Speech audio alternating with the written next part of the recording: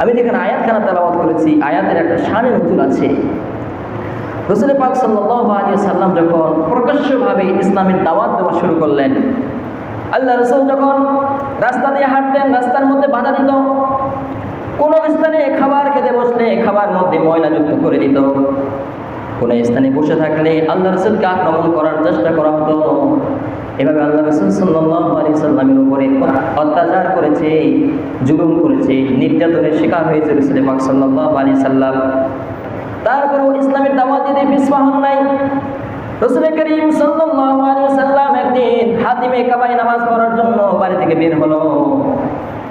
আল্লাহ রাসূল যখন হাতিমে কাবায় নামাজের মধ্যে দাঁড়িয়ে গেল, ওয়ালিদ ইবনে মুগীরা ইসলামের চরম শত্রু, এভাবে যখন নামাজে দাঁড়িয়েছে, আল্লাহ রাসূল সাল্লাল্লাহু আলাইহি সাল্লামের গলার মধ্যে একখানা কাপড় পেঁচিয়ে শ্বাসরুদ্ধ করার চেষ্টা করেছে।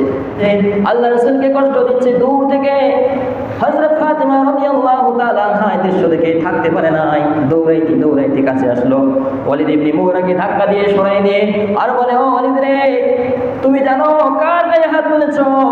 আমার বাবা আল্লাহ রাব্বুল আলামিনের নবী, তার গায়ে আঘাত করার তো দূরে কথা, এই একটা মশা পর্যন্ত আমার বাবার গায়ে পড়ে না, আর তুমি আমার বাবাকে আঘাত করতেছো, বলাই তুমি কাপড় পেঁচিয়ে তাকে আক্রমণ করতেছো, তোমার এত বড় সাহস।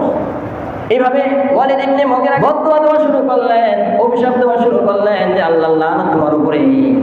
আল্লাহ রাসূল সাল্লাল্লাহু আলাইহি সাল্লাম সঙ্গে সঙ্গে মা ফাতিমা রাদিয়াল্লাহু তাআলা আনহার মুখখানা চেপে ধরলেন আর বললেন, মারে, তারা তো বুঝে না, না বুঝে আমার উপরে অত্যাচার করে, আমাকে কষ্ট দেয়, যদি তাদের জন্য বদদুয়া করা হয়, তারা যদি না থাকে, আমি আল্লাহ রাব্বুল আলামিনের এই দ্বীনের দাওয়াত কাদের কাছে পৌঁছাবো?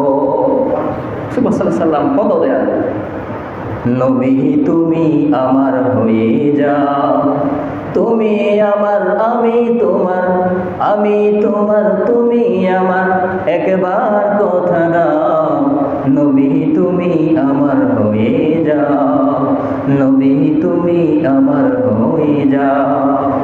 রাসূল পাক সাল্লাল্লাহু আলাইহি সাল্লাম এভাবে বলতেছে, সঙ্গে সঙ্গে আল্লাহ রাব্বুল আলামিন কোরআন কারীমের আয়াত নাযিল করে দিলেন, বিসমিল্লাহির রহমানির রহিম, ইয়া